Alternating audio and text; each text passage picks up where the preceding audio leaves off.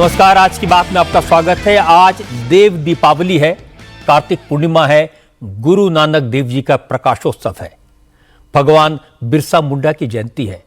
देश भर में उत्सव का माहौल है। लेकिन आज बांग्लादेश में कट्टरपंथियों ने एक बार फिर हिंदुओं को मारने की, काटने की सरेआम धमकी दी। कट्टरपंथियों ने बांग्लादेश के इस्कॉन टेम्पल्स को जमींदोज करने की कॉल दी। सड़कों पर उतरी भीड़ ने नारे लगाए, इस्कॉन वालों को पकड़ो और उनकी गर्दनें काट दो, इस्कॉन को मिटा दो। बांग्लादेश के हिंदुओं को मोदी का दलाल कहा गया, हिंदुओं के नरसंहार की धमकी दी गई। हैरानी की बात है कि इस तरह के नारे सरेआम लगाए गए।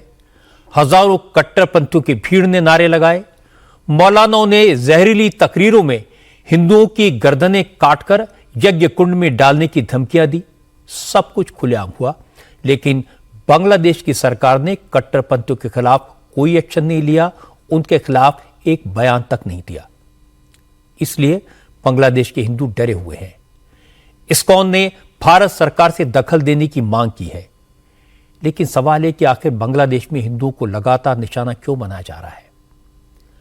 क्या बांग्लादेश की नीति में बदलाव हो रहा है? क्या बांग्लादेश की सरकार पर कट्टरपंथियों का कब्जा है? क्या बांग्लादेश का सेक्युलर कैरेक्टर खत्म किया जाएगा? क्या मोहम्मद यूनुस की सरकार बांग्लादेश को इस्लामिक मुल्क बनाने की तैयारी कर रही है? और अगर ऐसा हुआ तो बांग्लादेश के हिंदुओं का क्या होगा? उन्हें कैसी कैसी मुश्किलात का सामना करना पड़ेगा? इन सब की चर्चा करेंगे आज की बात में। सबसे पहले आपको दिखाता हूं कि कट्टरपंथियों की भीड़ ने कैसे सड़कों पर निकलकर हिंदुओं को मारने काटने की धमकियां दी। ये तस्वीरें बांग्लादेश के किसी रिमोट इलाके की नहीं है। ये तस्वीरें बांग्लादेश की राजधानी ढाका की हैं।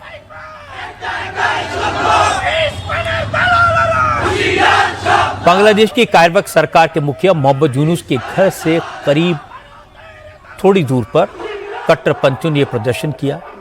फिर मौलानाओं ने हिंदुओं के खिलाफ तकरीरें की, हिंदुओं को खुलेआम मारने, हिंदुओं का गला काटने, हत्या करने की धमकियां दी।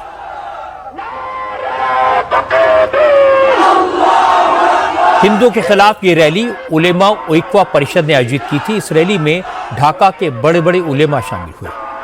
सबसे पहले बांग्लादेश की सरकार के हेडक्वार्टर बांग्लादेश सेक्रेटरीट के आसपास ह्यूमन चेन बनाकर बांग्लादेश में इस्कॉन पर पाबंदी लगाने की मांग की गई।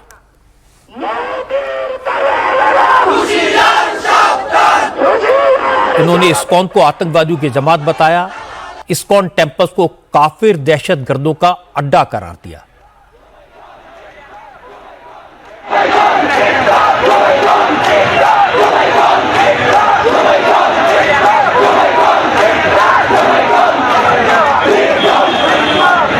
इसके बाद बांग्लादेश की सरकार के हेडक्वार्टर से सिर्फ 1 किलोमीटर दूर नेशनल प्रेस क्लब में मौलानाओं की तकरीरें हुई।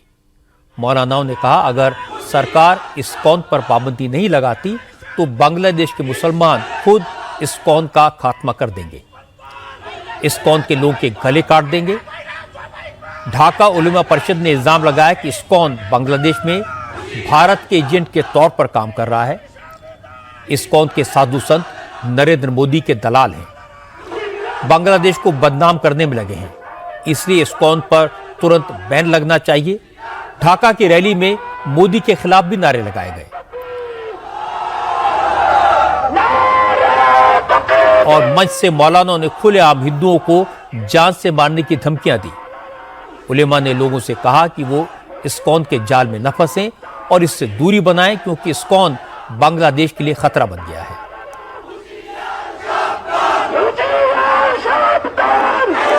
मौलाना ने कहा कि सरकार ने इस्कॉन पर पाबंदी नहीं लगाई तो बांग्लादेश में खून की नदियां बहेंगी। ढाका की उलमा परिषद की इस रैली में सारी तकरीरें बांग्ला में हुई, लेकिन हिंदी जानने समझने वाले रैली में इस्कॉन के खिलाफ जहरीले बोल उगलने वालों की बातें आसानी से समझ पाएंगे। अस्तित्वকে রক্ষা করার মানববন্ধন এই ইসকনকে নিষিদ্ধ করা হয়। এদেশের ঘাটে বন্দরে রাস্তাঘাটে এক মারামারি আর হত্যা যজ্ঞ পরিচালিত হবে। ঘৃণিত সন্ত্রাসী জঙ্গি সংগঠন ইসকনকে নিষিদ্ধ করার দাবি নিয়ে ঢাকা উলামা ঐক্য পরিষদ আজকের এই মানববন্ধনের আহ্বান জানিয়েছে। এটা আমাদের কোনো স্বার্থের দাবি নয়, এটা আমাদের ব্যক্তিগত কোনো স্বার্থ উদ্ধারের দাবি নয়। আজকের এই মানববন্ধন এই দেশের প্রত্যেকটি মানুষের অস্তিত্বকে রক্ষা করার মানববন্ধন। ढाका उलमा परिषद के इस मेंबर ने इस्कॉन के खिलाफ, इस्कॉन के साधु संतों के खिलाफ जो जहर उगला, उसका ट्रांसलेशन हिंदी में उन्होंने क्या कहा, ये आपको सुनवा देता हूं। प्यारे हाजरीन, अगर इस आतंकवादी संगठन इस्कॉन पर प्रतिबंध नहीं लगाया गया तो वो दिन दूर नहीं जब इस देश की जनता को उसी तरह पैरों तले कुचल दिया जाएगा जैसे पहले की फांसीवादी सरकार कर रही थी। इस देश के लोगों को प्रताड़ित किया गया है। वो दिन दूर नहीं अगर इस्कॉन पर प्रतिबंध नहीं लगाया गया तो इस देश की नदियों के घाटों, बंदरगाहों, सड़कों पर महामारी और हत्याएं की जाएंगी। ये बात सही है या नहीं? इसीलिए ये देश हमारी मातृभूमि है, ये हमारी धरती पवित्र भूमि है। इस देश के लोग इस पवित्र भूमि की रक्षा करने के लिए अपने खून के आखिरी कतरे तक जान की बाजी लगाकर लड़ेंगे, मरते दम तक इसकी रक्षा करेंगे इंशाअल्लाह। कट्टरपंथियों की खुलेआम धमकियों से बांग्लादेश के हिंदू डरे हुए हैं, क्योंकि पहले मंदिरों पर हमले हुए, दुर्गा पूजा पंडालों पर रोक लगाई गई, सरकार ने कुछ नहीं किया। अब कट्टरपंथी हिंदुओं को गला काटने की धमकियां देने लगे हैं। इस्कॉन के मेंबर्स ने बताया कि इस तरह की रैलियां बांग्लादेश के कई शहरों में हुई है। जगह जगह हिंदू आबादी वाले इलाकों में जुलूस निकालकर हिंदुओं को सिर कलम करने की धमकियां दी जा रही हैं। इस्कॉन के वाइस प्रेसिडेंट और प्रवक्ता राधा रमन दास ने बताया, इस्कॉन पर बैन लगाने की मांग इसलिए हो रही है क्योंकि इस्कॉन के मेंबर्स हिंदुओं के हक में आवाज उठा रहे हैं, हिंदुओं पर हो रहे जुल्म का विरोध कर रहे हैं। इसीलिए बांग्लादेश के इस्लामिक कट्टरपंथी और मुस्लिम छात्रों के संगठन इस्कॉन पर बैन लगाने की मांग कर रहे हैं। अगर मोहम्मद यूनुस की कार्यवाहक सरकार चुप्पी साध कर बैठी रही तो अंजाम और भी बुरा होगा। हम देख सकते हैं कि वो मुस्लिम चिल्ला चिल्ला के बोल रहे हैं कि अगर हम सरकार को, इंटरिम गवर्नमेंट को समय देते हैं कि अगर इस्कॉन को नहीं बैन किया गया तो हम लोग साइकिल ऑफ वायलेंस शुरू करेंगे, हम ऐसा यज्ञ शुरू करेंगे जिसमें इस्कॉन के भक्त को पकड़ पकड़ के आहुति देंगे, उनको किडनैप करके, टॉर्चर करके उनकी हत्या करेंगे।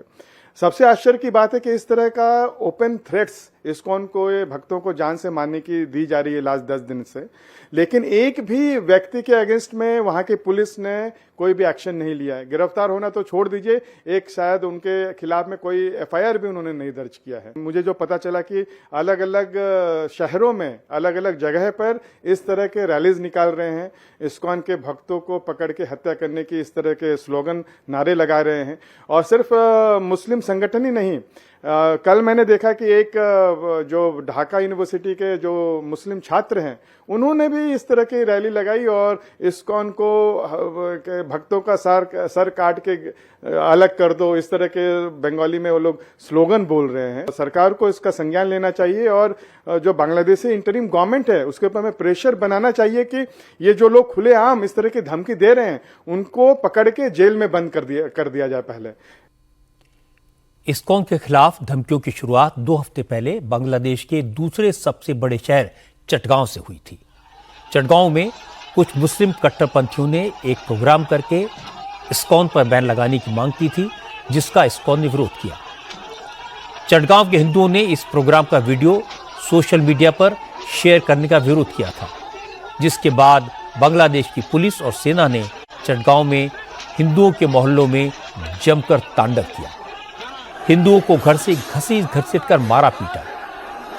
इस्कॉन के साधु संत बांग्लादेश में हिंदुओं पर हो रहे इसी जुल्म के खिलाफ आवाज उठा रहे हैं, हिंदुओं को एकजुट कर रहे हैं और यही बात बांग्लादेश के मुस्लिम कट्टरपंथियों को बुरी लग रही है।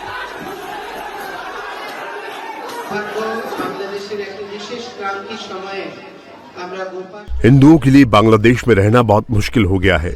हमारे लिए एक सामान्य जिंदगी जी पाना दुश्वार हो गया है। बांग्लादेश के चट्टोग्राम में हिंदू डर और आतंक के साए में जी रहे हैं और उन्हें हर दिन तमाम तरह की जलालतें झेलनी पड़ती हैं। बांग्लादेश के हिंदुओं के लिए ये बहुत तकलीफदेह दौर है। बांग्लादेश में हिंदुओं के खिलाफ हर दिन नए नए मुकदमे दर्ज किए जाते हैं। हमारा फर्ज है कि हम अपने भाई बहनों की मदद करें। हमें उनका साहस बनाए रखने में मदद करनी चाहिए। बांग्लादेश में अब तो हिंदुओं को न्यूनतम मानव अधिकार तक नहीं मैसर हैं। जो हिंदू जेल में कैद हैं उनको इलाज की बुनियादी सेवा तक नहीं दी जा रही है। इस मामले में सरकार की बेपरवाही साफ दिख रही है। पुलिस और सेना वाले हर दिन छापेमारी कर रहे हैं और हिंदुओं के खिलाफ फर्जी मुकदमे बनाकर उनको गिरफ्तार किया जा रहा है। मैं सभी हिंदुओं से अपील करता हूं कि वो एकजुट रहें। भगवान चैतन्य महाप्रभु ने कहा था कि अगर हम एक रहते हैं तो कोई हमारा कुछ नहीं बिगाड़ सकेगा। विश्व हिंदू परिषद ने बांग्लादेश में हिंदुओं पर हो रहे जुल्म पर कड़ा विरोध जताया। विश्व हिंदू परिषद के प्रवक्ता विनोद बंसल ने कहा, बांग्लादेश अब पाकिस्तान की राह पर चल पड़ा है। यहां के कट्टरपंथियों ने अपना असली चेहरा दिखा दिया है। विनोद बंसल ने बांग्लादेश सरकार से कहा कि अगर वो वाकई मुल्क की तरक्की चाहती है तो ऐसे कट्टरपंथियों को काबू में करे, वरना पाकिस्तान की तरह बांग्लादेश भी बर्बाद हो जाएगा। जिसकी रही भावना जैसी प्रभु मूरत देखी तिन तैसी। ये जैसी उनकी भावना है, जो काम वो खुद करते हैं वैसे एलिगेशन उनको लगाते हैं। बांग्लादेश के कट्टरपंथियों का जो स्वभाव है, जो उनका चरित्र है, वो किसी से छुपा हुआ है क्या? हनुमान जी के मंदिर के नीचे, हनुमान जी के पैरों के नीचे वो उनको कुरान को या किसी और पवित्र ग्रंथ को रख देते हैं और कहते हैं ये तो हिंदुओं ने किया। मंदिर की मूर्तियां खुद तोड़ेंगे और नाम लगा देंगे किसी और का। इस्कॉन के बारे में ऐसी बात बोलने से पहले, सोचने से पहले उनको सोचना चाहिए आखिरकार इस्कॉन का इतिहास क्या है, इस्कॉन की मान्यताएं क्या हैं, इस्कॉन करता क्या है। मैं कहूँगा कि देखिए कि आज बांग्लादेश एक नए ट्रांजिशन पीरियड से गुजर रहा है। मैं अपेक्षा करता हूँ उसकी स्थानीय सरकार से भी कि इन कट्टरपंथियों के हाथ की कठपुतली न बने और इनको समझाया बुझाए कि उस देश की प्रगति तभी संभव है जब शांति होगी, और शांति तब संभव है जब शांतिकारी तत्व जो है, शांतिकारी जो संगठन हैं, उनको बढ़ावा दिया जाए, न कि उन पर प्रतिबंध लगाया जाए। प्रधानमंत्री नरेंद्र मोदी ने इस्कॉन के साधु संतों को भरोसा दिलाया है कि भारत सरकार बांग्लादेश में हिंदुओं पर हो रहे जुल्म और इस्कॉन को दी जा रही धमकियों के बारे में बांग्लादेश सरकार से बात करेगी। नरेंद्र मोदी कल रायगढ़ में चुनावी रैली करने के बाद इस्कॉन टेम्पल गए थे, इस्कॉन के साधु संतों से मिले थे और बांग्लादेश में कट्टरपंथियों की धमकियों से न डरने की बात कही थी। मोदी ने इस्कॉन के साधु संतों से कहा था कि वो चिंता न करें, भारत सरकार को बांग्लादेश के हिंदुओं की सुरक्षा की फिक्र है। इस्कॉन के साथ खड़े हैं क्योंकि इस्कॉन पर सवाल उठाए जा रहे थे। बांग्लादेश में ऐसे बताया जा रहा है कि इस्कॉन एक टेररिस्ट ग्रुप है, ऐसा बोल रहे। यहाँ जब नरेंद्र मोदी जी आया और इस्कॉन भक्तों के साथ संकीर्तन किया तो मैसेज ऑटोमेटिकली जा रहे, कुछ देने की जरूरत नहीं, दुनिया को जा रहे। मतलब मैं इस्कॉन का फॉलोअर हूँ, इस्कॉन का सपोर्टर हूँ। इस्कॉन ही दुनिया में धर्म स्थापना करने की एक महत्वपूर्ण, एक विशेष संस्था है। असल में इस्कॉन ऐसा संगठन नहीं है जिससे किसी को डरने की जरूरत हो। ये तो भगवान कृष्ण के भजन गाने, भगवद गीता का प्रचार प्रसार करने वाले लोग हैं, हर देश में हैं। ये कोई भारत का संगठन भी नहीं है, ना ही इस्कॉन की कोई पॉलिटिकल लीनिंग है। इसलिए मुझे लगता है कि बांग्लादेश में इस्कॉन तो बहाना है, असल में हिंदू समाज निशाना है। बांग्लादेश में हिंदुओं को डराने की कोशिश हो रही है, उन पर जुल्म हो रहा है, उनका जीना दूभर हो गया है, क्योंकि इस्लामिक कट्टरपंथियों में कुछ लोग ऐसे हैं जो बांग्लादेश को पूरी तरह इस्लामिक मुल्क बनाना चाहते हैं, वहां तालिबानी तरीकों वाली सरकार चलाना चाहते हैं। वैसे तो यह बांग्लादेश का मूल चरित्र नहीं है, लेकिन इस समय की बांग्लादेश की सरकार इन्हीं कट्टरपंथियों के कब्जे में है। उन्हें किसी को भी धमकाने, मारने, काटने का लाइसेंस मिला हुआ है और हिंदुओं के पास एकजुट रहने के अलावा और कोई दूसरा रास्ता नहीं। इस्कॉन इसी काम में हिंदू का साथ दे रहा है। हालांकि बांग्लादेश को जानने समझने वालों को लगता है कि कट्टरपंथियों की यह मनमानी अब ज्यादा दिन नहीं चल पाएगी। अमेरिका में डोनाल्ड ट्रंप के चुनाव जीतने के बाद से बांग्लादेश के कट्टरपंथियों को शय देने वाली सरकार भी डरी हुई है।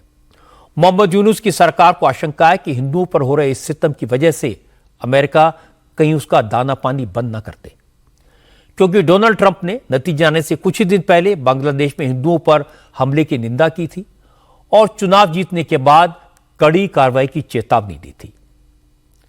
और अब डोनाल्ड ट्रंप ने तुलसी गबार्ड को अमेरिका की नेशनल इंटेलिजेंस का डायरेक्टर बनाया है। तुलसी गबार्ड हिंदू हैं और बांग्लादेश में हिंदुओं पर हो रहे जुल्म के खिलाफ खुलकर बोलती हैं। कट्टरपंथियों के खिलाफ जीरो टॉलरेंस की नीति पर चलती हैं। अब तुलसी गबार्ड डायरेक्टर नेशनल इंटेलिजेंस बन गई हैं।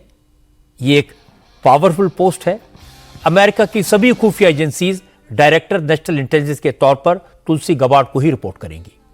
तुलसी गबार्ड एक्स सोल्जर है, अमेरिका की पार्लियामेंट की मेंबर रह चुकी हैं। तुलसी गबार्ड अमेरिका की पहली हिंदू सांसद थी।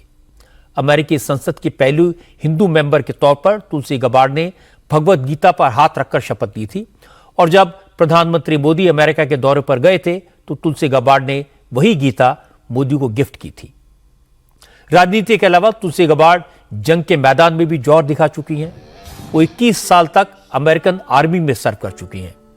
वो इराक और कुवैत में तैनात रही थी, यानी तुलसी गबार्ड को युद्ध के मैदान में जोर दिखाने का अच्छा खासा अनुभव है। वहीं तुलसी गबार्ड एक ऐसी हिंदू अमेरिकन है जो ईश्वर में आस्था रखती हैं और रामकृष्ण के भजन भी गाती हैं। हरे हरे हरे कृष्णा कृष्णा कृष्णा हरे हरे। तुलसी गबार्ड ने बांग्लादेश में हिंदुओं पर हमले की, मंदिरों में तोड़फोड़ और हिंसा की भी निंदा की थी और उन्होंने बांग्लादेश की सरकार से कहा था कि वो नफरत फैलाने वाले जिहादियों के खिलाफ एक्शन ले। It broke my heart to see such a hate. Bangladesh में भगवान के भक्तों के प्रति इतनी नफरत और हिंसा को देखकर मेरा दिल टूट गया। जिस तरह मंदिरों पर हमले हुए वो बहुत भयानक है। अगर जिहादियों को लगता है कि मंदिरों में तोड़फोड़ और हिंसा से उनके अल्लाह खुश होंगे, अगर उन्हें लगता है कि श्री भक्त वेदांत स्वामी प्रभुपाद की मूर्ति तोड़ने से उनके अल्लाह को खुशी मिलेगी, तो इसी से पता चलता है कि वो अपने अल्लाह से कितने दूर हैं। ईश्वर प्रेम का स्वरूप है और उनकी वास्तविक पूजा का मतलब उनके भक्तों से स्नेह करना है, दुनिया में उनका प्रचार करना है। अब समय आ गया है कि बांग्लादेश की तथाकथित सेक्युलर सरकार वहाँ के हिंदू, बुद्ध और ईसाई अल्पसंख्यकों को नफरत का जिहाद करने वालों से बचाए। वैसे पाकिस्तान में भी तुलसी गबार्ड के हिंदू होने की, गीता पर हाथ रखकर शपथ लेने की खूब चर्चा हो रही है। पाकिस्तान के पत्रकार और सोशल मीडिया इन्फ्लुएंसर सब के सब तुलसी के हिंदू होने और भारत के प्रति सॉफ्ट कॉर्नर रखने की चर्चा कर रहे हैं। सब कह रहे हैं ट्रंप की नई सरकार में कई भारत समर्थक लोग इंपॉर्टेंट पोजीशंस पर पहुंच गए हैं। ये बातें आगे चलकर भारत के फेवर में जाएंगी और पाकिस्तान को नुकसान पहुंचाएंगी। रिमेंबर तुलसी गबार्ड जो है उनके बारे में कहा जाता है कि is a rising progressive star and she supports Hindu nationalism. और इंडियन जो प्राइम मिनिस्टर नरेंद्र मोदी है, कई दफा उनसे मिल चुके हैं और हिंदू राइट्स के लिए वो बड़ा काम कर रही हैं। ये जो जिसे वो कहते हैं ना, ये एक इम्पॉर्टेंट चीज है इंडिया के लिए। अपना जो रिलीजन है वो एज ए प्रैक्टिसिंग हिंदू है। इंडिया अमेरिका के अंदर ये बात डेफिनेटली एक नई चीज है। इंडिया की मर्जी के बहुत सारे लोग ट्रंप एडमिनिस्ट्रेशन में आ गए हैं, बहुत सारे। ये कोइंसिडेंस नहीं होता, ये over the period of time India के अच्छे ताल्लुकात हैं। Very important person in the Trump administration, if he is been in the Congress के अंदर है तो वो इंडिया कॉकस का मेंबर है। ये सारी की सारी याद रखिएगा, ठीक है। ये इंडिया के लिए बड़ी जबरदस्त है। पाकिस्तान के हवाले से पाकिस्तान के ऊपर छक्के चौके मारने, anything which happens in India in Kashmir, things मुनासिब नहीं होंगे। मैं आपको ये बड़ी पते की बात बता रहा हूँ, ठीक है। मुनासिब चीजें पाकिस्तान के लिए नहीं होंगी। पाकिस्तान की जर्नलिस्ट आलिया शाह ने कहा, अमेरिका की नई डायरेक्टर नेशनल इंटेलिजेंस हिंदू हैं, इसीलिए उनका झुकाव भारत के प्रति होना तय है। इसका खामियाजा पाकिस्तान को होगा। डोनाल्ड ट्रंप की एडमिनिस्ट्रेशन के कुछ ऐसे नाम सामने लेकर आई है कि आप हैरान रह जाएंगे। काफी नाम ऐसे हैं कि जिनसे पता चलता है कि India is on top of the list. Tulsi Gabbard is first Hindu US Congress women, director होंगी नेशनल इंटेलिजेंस की। देखिए, ये एक बहुत इंपॉर्टेंट डिपार्टमेंट है। तुलसी को वो एजेंसीज के ऊपर बिठा रहे हैं। तुलसी गबार्ड अपने आप को एक प्राउड हिंदू फील भी करती हैं और कहती भी हैं, और इससे पहले जब अपना जो भी डेजिग्नेशन उठाया, उसका जो ओथ उठाया, तो हाथ में वो गीता पकड़कर जो है वो अपना ओथ लेती हैं। ये बात तो अपनी जगह पर कि अगर वो ऑब्वियसली अपने आप को एक प्राउड हिंदू कहती हैं तो इंडिया की तरफ उनका ऑब्वियसली टिल्ट है। मतलब ये तो आप नहीं कह सकते ना कि वो उनका है सॉफ्ट कॉर्नर है। आप देख सकते हैं कि तुलसी गबार्ड के अपॉइंटमेंट से बांग्लादेश और पाकिस्तान दोनों कितने परेशान हैं। इसकी वजह है तुलसी गबार्ड की बैकग्राउंड। भगवान कृष्ण के भजन गाते हुए तुलसी का वीडियो पूरी दुनिया में वायरल हो रहा है। वो कहती है, मैं हिंदू हूं और हमेशा हिंदू रहूंगी। वो नियमित रूप से भक्ति और कर्मयोग करती हैं और कहती है कि हिंदू धर्म मेरे जीवन का प्रेरणा स्रोत है। तुलसी ने अपनी शादी वैदिक रीति रिवाज से हवाई में की थी और जब वो हाउस ऑफ रिप्रेजेंटेटिव में पहली बार चुनी गई तो तुलसी ने अपनी शपथ गीता पर हाथ रखकर ली थी। इसीलिए उन्हें हिंदू जन प्रतिनिधि कहा जाता है, जिसकी पृष्ठभूमि ऐसी हो और जो ट्रंप सरकार में एक ताकतवर पोजीशन में हो, उसे देखकर पाकिस्तान और बांग्लादेश को हुई चिंता वाजिब है।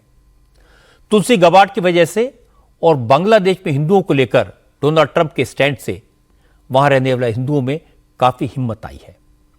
अब आपको दिखाते हैं महाराष्ट्र की चुनावी जंग के रंग। महाराष्ट्र में आज असली हिंदुत्व, सॉफ्ट हिंदुत्व और नकली हिंदुत्व की बात हुई। बीजेपी के नेताओं ने उद्धव ठाकरे को औरंगजेब फैन क्लब का मेंबर बताया। कल नरेंद्र मोदी ने छत्रपति संभाजी नगर की रैली में औरंगजेब फैन क्लब का जिक्र किया था। आज अमित शाह ने मोदी की बात को आगे बढ़ाया। अमित शाह ने हिंगोली, यवतमाल और चंद्रपुर में आर्टिकल 370, वक्फ अमेंडमेंट बिल, राम मंदिर जैसे मुद्दों की बात की और इसके बाद इल्जाम लगाया कि महाविकास अघाड़ी को सिर्फ मुस्लिम वोटों की फिक्र है, इसलिए मौलानाओं के मांग पत्र पर मोहर लगाई जा रही है, बदले में फतवे जारी करवाए जा रहे हैं। अमित शाह ने कहा, उद्धव ठाकरे भी कुर्सी के लालच में हिंदुत्व और बाला साहब ठाकरे का रास्ता छोड़कर कांग्रेस की गोद में बैठ गए हैं। वीर सावरकर और राम मंदिर का विरोध करने वाले औरंगजेब फैन क्लब के मेंबर बन गए हैं। अमित शाह ने कहा, हिंदुत्व की बात करने वाले उद्धव को आजकल अजान अच्छी लगने लगी है और हनुमान चालीसा का पाठ करने वाले उन्हें दुश्मन लगते हैं। आगामी चुनाव तय करने वाला है कि महाराष्ट्र छत्रपति शिवाजी महाराज और सावरकर के रास्ते पर चलेगा या औरंगजेब के रास्ते पर चलेगा, ये तय। महाराष्ट्र की संस्कृति की रक्षा का चुनाव ये शिवाजी महाराज के स्वप्नों को साकार करने का चुनाव है और महान बाला साहेब ठाकरे के सिद्धांतों पर चलने वाली सरकार चुनने का सवाल है। उद्धव ठाकरे जी को पूछना आया हूं, ये उद्धव सेना के लोग औरंगजेब फैन क्लब की गोदी में बैठे। उद्धव बाबू, आप हिंदुत्व को पाखंड कहने वालों के साथ बैठे हो। अफजल खान और औरंगजेब की कब्रों को सुशोभित करने वालों के साथ बैठे हो। संभाजी नगर नाम का विरोध करने वालों के साथ बैठे हो। कसाब को बिरयानी खिलाने वाले के साथ बैठे हो और राम मंदिर का विरोध करने वालों के साथ बैठे हो। जरा याद करना, आपके पिताजी ने इस महाराष्ट्र को किस रास्ते पर ले गए थे और आप किस रास्ते पर चल रहे हो। इनके दिखाने के और चबाने के दांत अलग अलग हैं। एक तरफ वो अजान लगाने की प्रतियोगिता स्पर्धा कराते और दूसरी ओर हनुमान चालीसा बोलने वाले को जेल में डालते हैं।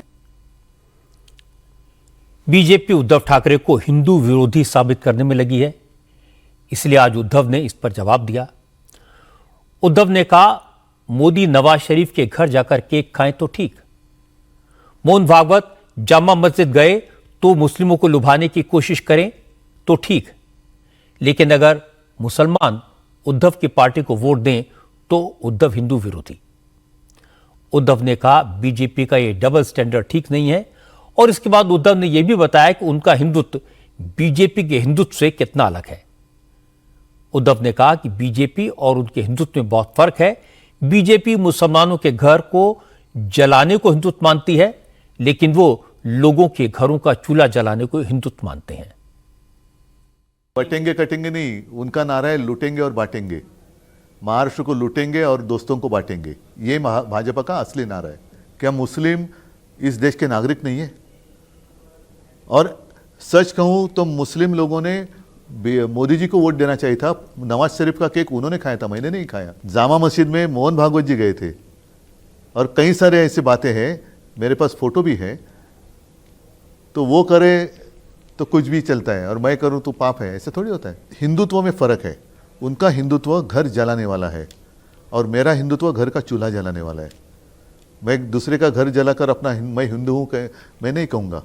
जब हम कहते हैं गर्व से कहो हम हिंदू हैं, तो लोगों को भी लगना चाहिए अरे हाँ ये है सचमुच, इसने कुछ हमें दिया, तकलीफ नहीं दी, अच्छा कुछ दिया। उनका सत्ता जिहाद है, उनके पास कोई मुद्दे नहीं रहे। उद्धव को जवाब दिया महाराष्ट्र के deputy chief minister Devendra Fadnavis ने। फडणवीस ने कहा, उद्धव को बताना चाहिए कि वोट के चक्कर में दंगाइयों को जेल से छोड़ने का वादा करना कौन सा हिंदुत्व है। दंगाइयों को छोड़ने से घरों के चूल्हे जलेंगे या बुझेंगे। देवेंद्र फडणवीस ने कहा, कांग्रेस मुसलमानों का वोट पाने के लिए मुसलमानों की हर बात मानने की बात लिखकर दे रही है। उद्धव कांग्रेस की हां में हां मिला रहे हैं, ये कौन सा हिंदुत्व है। फडणवीस ने कहा, यह वोट जिहाद नहीं तो क्या है, और अगर उन्होंने वोट जिहाद का मुकाबला धर्म युद्ध से करने की बात कही तो क्या गलत किया। सवाल ये है कि आप अगर किसी पर्पस के लिए एक आ रहे हैं, आप एकजुट हो रहे हैं, बहुत अच्छी बात है। लेकिन लोकसभा में हमने क्या देखा? लोकसभा में हमने देखा वोट जिहाद।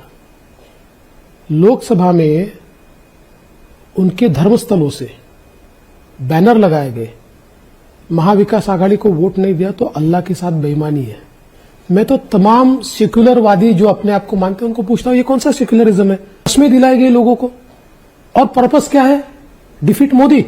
इस प्रकार की बात करना, कई हमारी पार्टी ने मंदिरों में लोगों को जमा करके भगवान की कसम खाइए कि बीजेपी को वोट देंगे, नहीं देंगे तो राम के साथ बेईमानी होगी, ऐसा तो नहीं कहा। जिस प्रकार की परिस्थिति लोकसभा के बाद तैयार हुई, अब जो डर हमको था, ये वापस महाविकास आघाड़ी तलवे चाटने की राजनीति कर रही है। किसके तलवे चाट रही है? मुस्लिम उलेमाओं के। अभी उलेमा काउंसिल ने उनको समर्थन घोषित किया। 17 मांगे उन्होंने रखी थी। इन्होंने बकायदा पत्र दिया है कि 17 मांगे हम मंजूर करते हैं। एक मांग उसमें से है 2012 से 2024 तक महाराष्ट्र में जो दंगे हुए, उन दंगों में जिन मुस्लिम समुदाय के लोगों पर केसेस हुई है, वो सारी केसेस खारिज की जाएगी, वापस ले ली जाएगी। अब मैं सवाल पूछना चाहता हूं कि ये कौन सी राजनीति चल रही है? दंगइयों को साथ में लेकर कोई पार्टी लड़ना चाहती है और हम बटे रहे तो कटेंगे। हमने ऐसा थोड़ी कहा हिंदू धर्म युद्ध लड़ो, हमने कहा धर्म युद्ध लड़ना पड़ेगा। फडणवीस की बात तो सही है कि कांग्रेस ने महाविकास आघाड़ी की तरफ से मुस्लिम संगठनों की सभी मांगों को पूरा करने का वादा तो किया है। ऑल इंडिया उलेमा बोर्ड की 17 मांगों वाले प्रस्ताव पर कांग्रेस ने दस्तखत किए हैं। इसके बदले में मौलानाओं ने महाविकास आघाड़ी के पक्ष में वोटिंग का फतवा जारी किया।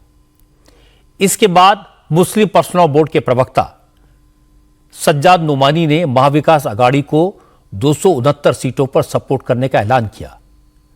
नुमानी की बात मैंने आपको 2 दिन पहले सुनवाई थी। इसके बाद नुमानी अब फिर महाराष्ट्र के मुसलमानों को पैगाम भेज रहे हैं। सज्जाद नुमानी ने कहा है कि महाराष्ट्र में महायुति को हराना इसलिए जरूरी है क्योंकि इससे नरेंद्र मोदी कमजोर होंगे। महाराष्ट्र से महायुति की सरकार गई तो दिल्ली में मोदी की सरकार की विदाई भी तय हो जाएगी। इसलिए मुसलमानों को एकजुट होकर महायुति के खिलाफ वोट करना है। महाराष्ट्र का इलेक्शन ये एक सूबे का इलेक्शन नहीं रह गया। इस बार इस सूबे महाराष्ट्र और झारखंड के इलेक्शन ने एक ऐसी हैसियत इख्तियार कर ली है कि इस वक्त सिर्फ मुकामी मसाइल की बुनियाद पर वोट देना मुनासिब नहीं होगा। इन दोनों सूबों बिलखुसूस महाराष्ट्र के इलेक्शन के नतीजे सीधे दिल्ली पर असरअंदाज होंगे और दिल्ली की में तब्दीली को लाना हर उस शख्स के लिए जरूरी है जो ईमान और इस्लाम रखता हो। हमें गुस्से में आकर वोट नहीं डालना, क्योंकि मसला यह है कि हमने मुकामी खराब उम्मीदवार को शिकस्त दे दी और उसके नतीजे में दिल्ली सरकार बच गई तो हमने अपने पैरों पर कुल्हाड़ी मारी। दिल्ली सरकार के जो आइंदा के इरादे हैं वो बहुत खतरनाक। पूरे महाराष्ट्र में ये पैगाम देना चाहता हूं कि आप बहुत सोच समझकर उस उम्मीदवार को वोट दें जो महाराष्ट्र की मौजूदा सरकार को बड़े मार्जिन से शिकस्त दे, क्योंकि यहां की सरकार के शिकस्त खाने के बाद दिल्ली की सरकार का भी ज्यादा दिन तक जिंदा रहना मुश्किल हो। सज्जाद नुमानी की अपील पर देवेंद्र फडणवीस ने कहा कि यह वोट जिहाद नहीं तो और क्या है। हालांकि जब देवेंद्र फडणवीस से पूछा गया क्या वोट जिहाद के जवाब में ही बटोगे तो कटोगे का नारा दिया गया है, इस पर फडणवीस ने कहा यह नारा पूरे समाज के लिए है, पूरे देश के लिए है, क्योंकि जब जब भारत के लोग बटे हैं तो देश कटा है। फिर उनसे पूछा गया आपके साथी अजीत पवार तो उसका विरोध कर रहे हैं। इस पर फडणवीस ने कहा अजीत पवार लंबे वक्त तक फर्जी सेक्युलर लोगों के साथ रहे हैं, इसलिए हो सकता है कि वो बटोगे तो कटोगे का गलत मतलब समझ रहे हों। मैं तो योगी जी के नारे में कोई गलत बात नहीं देखता। इस देश का इतिहास देखिए, जब जब ये देश जातियों में बटा, प्रांतों में बटा, समुदायों में बटा, तब तक ये देश गुलाम हुआ। देश भी कटा और व्यक्ति भी कटे, इसलिए बटेंगे तो कटेंगे, ये इस देश का इतिहास रहा है। और मैं समझ नहीं पाता हूं कि अगर कोई ये कहता है कि बांटिए मत और बटिए मत, तो इस पर ऑब्जेक्शन लेने की क्या बात है। जहां तक अजीत दादा का सवाल है, मुझे लगता है कि दशकों अजीत दादा ऐसे विचारों में रहे हैं कि जिन विचारों में सेक्युलरिज्म नाम का एक इस प्रकार का विचार है जो मैं ऐसा मानता हूं कि हिंदू विरोधी है। Secularism, there is no real secularism amongst those who call themselves secularist. Hindutva का विरोध करना है सेक्युलरिज्म उनके लिए, ऐसे लोगों के साथ रहे। इसलिए जनता का मिजाज और नेशनलिस्ट मिजाज ये समझने में थोड़ा समय उनको लगेगा।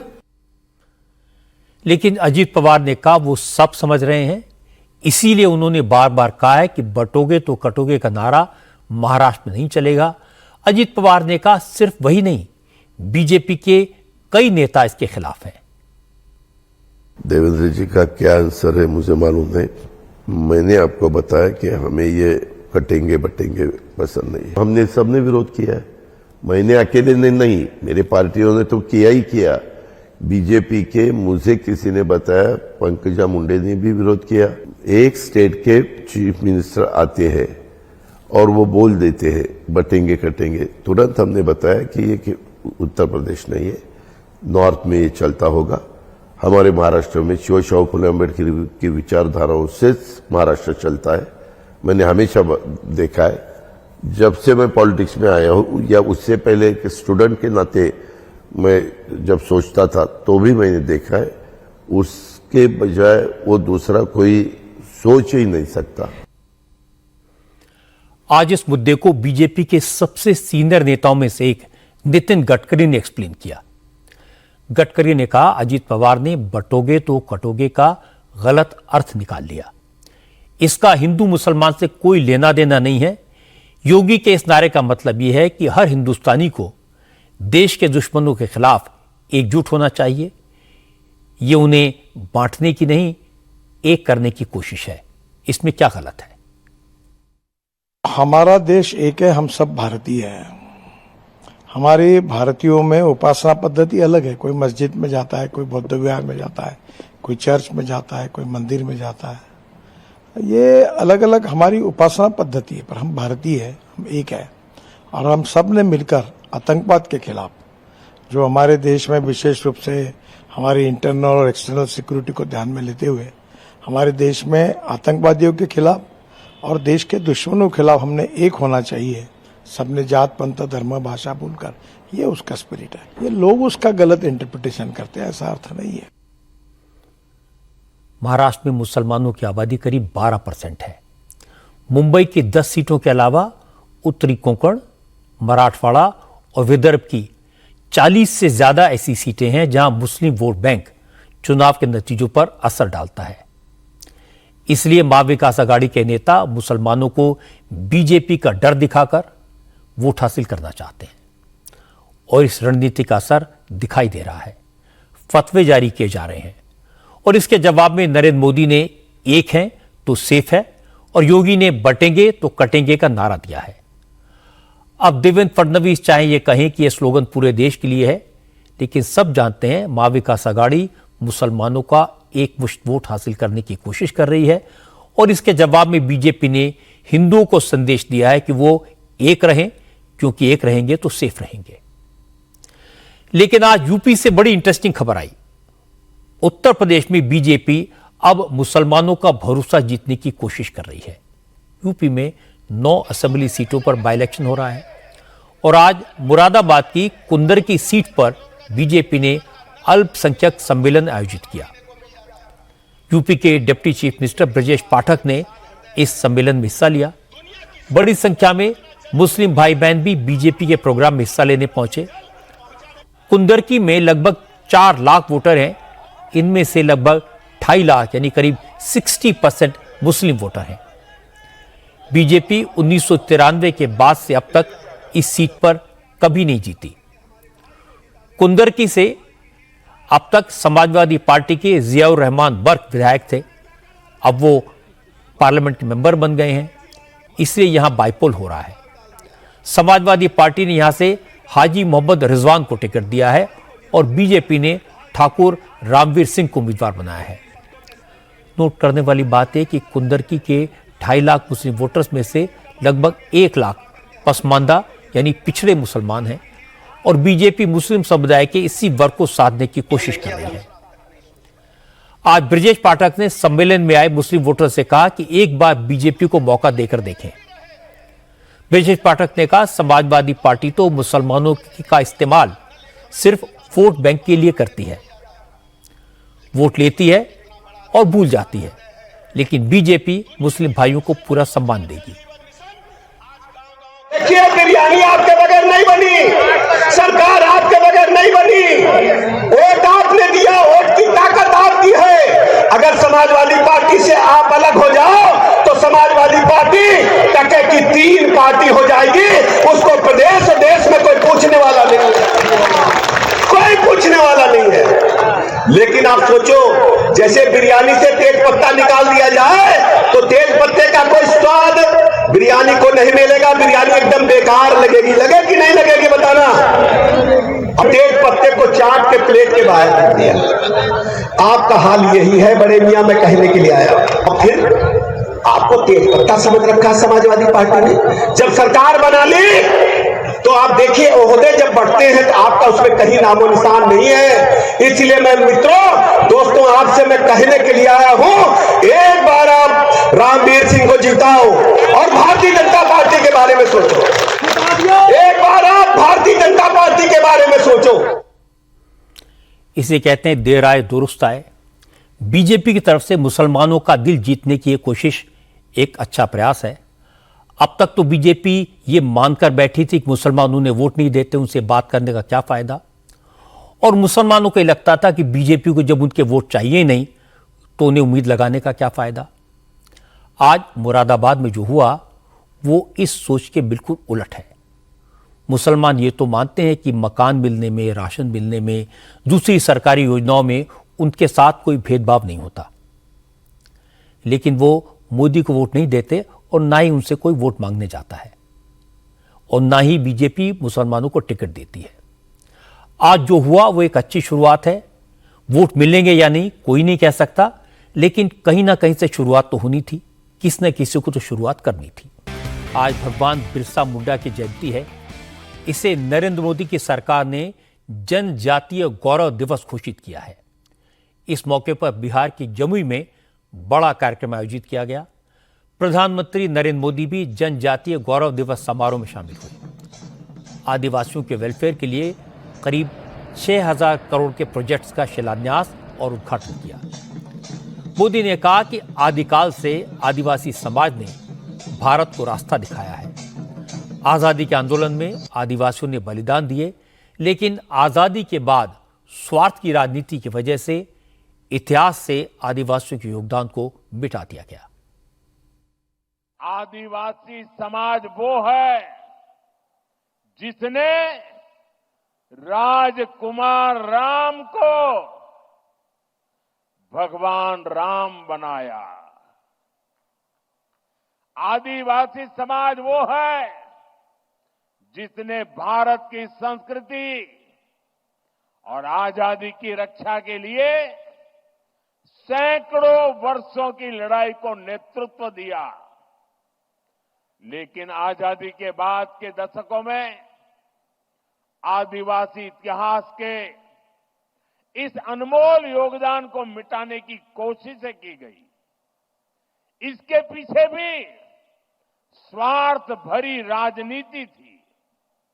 राजनीति ये कि भारत की आजादी के लिए सिर्फ एक ही दल को श्रेय दिया जाए, लेकिन अगर एक ही दल, एक ही परिवार ने आजादी दिलाई तो भगवान बिरसा मुंडा का उल गुलान आंदोलन क्यों हुआ था? संथाल क्रांति क्या थी? आदिवासी समाज के योगदान को इतिहास में वो स्थान नहीं दिया गया जिसका मेरा आदिवासी समाज हकदार था। साथियों, जिनको किसी ने नहीं पूछा, मोदी उनको पूजता है। मोदी की ये बात राहुल गांधी को बुरी लगी। राहुल ने कहा, नरेंद्र मोदी सिर्फ नफरत फैलाना जानते हैं, मोदी समाज को बांटते हैं। आज राहुल गांधी ने झारखंड के गोड्डा और बोकारो की रैलियों में कहा कि कांग्रेस लोगों को जोड़ती है और बीजेपी समाज में नफरत का जहर घोलती है।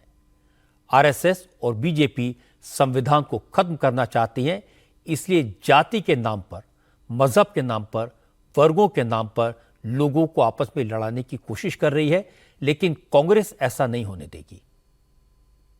नरेंद्र मोदी जी, अगर आप इस किताब को खोल देते और इसको पढ़ लेते तो जो आप करते हो, जो नफरत फैलाते हो, एक धर्म को दूसरे धर्म से लड़ाते हो, अरबपतियों का लाखों करोड़ रुपए कर्जा माफ करते हो, देश में नफरत, हिंसा फैलाते हो, वो आप नहीं करते। आप हिंसा, नफरत इसीलिए फैलाते हो क्योंकि आप संविधान के नहीं हो। संविधान में कहीं नहीं लिखा कि धर्मों को लड़ाना चाहिए, जातों को लड़ाना चाहिए, प्रदेशों को, भाषाओं को लड़ाना चाहिए। और यह काम बीजेपी और आरएसएस के लोग 24 घंटा करते हैं, बंद कमरों में करते हैं। और नरेंद्र मोदी और आरएसएस के लोग इस किताब को मिटाना चाहते हैं। मैं आपसे यहां बोलने आया हूं कि दुनिया, मोदी जी छोड़ो, दुनिया की कोई ताकत इस किताब को नहीं मिटा सकती, क्योंकि यह हिंदुस्तान की आत्मा है। राहुल गांधी अपनी हर रैली में संविधान की कॉपी निकालकर इसी तरह दिखाते हैं, बार बार संविधान पर हमले की बात करते हैं, लेकिन झारखंड में मुद्दा है आदिवासियों की घटती आबादी और बांग्लादेशी घुसपैठी। इस पर राहुल गांधी कुछ नहीं बोलते। कल कांग्रेस के नेता बीके हरिप्रसाद ने कहा था, अगर बीजेपी के पास घुसपैठियों की जानकारी है तो उसे सार्वजनिक क्यों नहीं करती। इसके जवाब में आज शिवराज सिंह चौहान घुसपैठियों के सबूत लेकर आ गए। शिवराज चौहान ने झारखंड पुलिस के स्पेशल ब्रांच का एक लेटर दिखाया, जिसमें साफ साफ लिखा गया है कि संथाल परगना इलाके में घुसपैठियों के घुसने के इनपुट मिले हैं और इन लोगों को मदरसे में ठहराया गया है। शिवराज सिंह चौहान ने कई गांवों के नाम बताए, उन घरों का पता बताया जहां घुसपैठिए बसे हुए हैं। जब हम लोग घुसपैठ की बात और घुसपैठियों की बात करते हैं तो कांग्रेस, जेएमएम ये कहता है कि भाजपा वैसे घुसपैठियों की बात कर रही है। घुसपैठिए हैं। ये विशेष शाखा झारखंड रांची का एक परिपत्र है, एक पत्रक है, एक सर्कुलर है जो उन्होंने सभी उपायुक्तों को जारी किया है। विशेष शाखा झारखंड रांची, झारखंड में बांग्लादेशी घुसपैठियों के प्रवेश करने के संबंध में यह खुफिया विभाग कह रहा है, निर्देशानुसार उपर्युक्त विषय के संबंध में सूचित करना है कि झारखंड राज्य अंतर्गत संथाल परगना क्षेत्र में बांग्लादेशी घुसपैठियों के प्रवेश करने की सूचना है। प्राप्त सूचना अनुसार इन बांग्लादेशी घुसपैठियों को पहले संथाल परगना क्षेत्र के विभिन्न मदरसों में ठहराया जाता है। इसके पश्चात इनके सरकारी दस्तावेज तैयार किए जाते हैं, उनका नाम मतदाता सूची में डाला जाता है, फिर साजिश के तहत उन्हें बसाया जाता है। लेकिन खुफिया विभाग के इस पत्र पर राज्य सरकार ने कोई कार्रवाई नहीं की। पाकुड़ के जिकरहट्टी स्थित संथाली टोला और माल पहाड़िया गांव में आज अनुसूचित जनजाति का कोई सदस्य नहीं बचा है। जिकरहट्टी, माल पहाड़िया, तलवाडांगा, किताझोर, दर्जनों ऐसे गांव जहां आदिवासी अल्पसंख्यक रह गए हैं, उनकी जमीन, उनके मकानों पर, उनके खेतों पर घुसपैठियों ने कब्जा किया है। परगना की वीरभूमि भोगनाडीह में कई नए पक्के मकान मिलेंगे जिन पर जेएमएम का झंडा लहरा रहा है। इनमें से अधिकतर मकान बांग्लादेशी घुसपैठियों के हैं। अब तक जब भी बीजेपी के नेता झारखंड में घुसपैठियों की बात करते थे तो कांग्रेस सबूत मांगती थी, जेएमएम सबूत मांगती थी। आज शिवराज सिंह चौहान पूरी तैयारी के साथ आए। सबसे पहले तो उन्होंने झारखंड में कांग्रेस के प्रभारी गुलाम अहमद मीर के उस बयान का हवाला दिया जिसमें वो घुसपैठियों को 450 रुपए में सिलेंडर देने का वादा कर रहे हैं।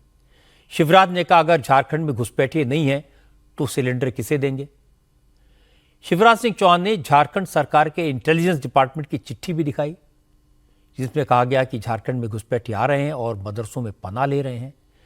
इसके बाद शिवराज सिंह चौहान ने उन बेटियों के नाम गिनाए जिसमें बांग्लादेशी घुसपैठियों ने शादी की और बाद में उनकी निर्मम हत्या कर दी गई।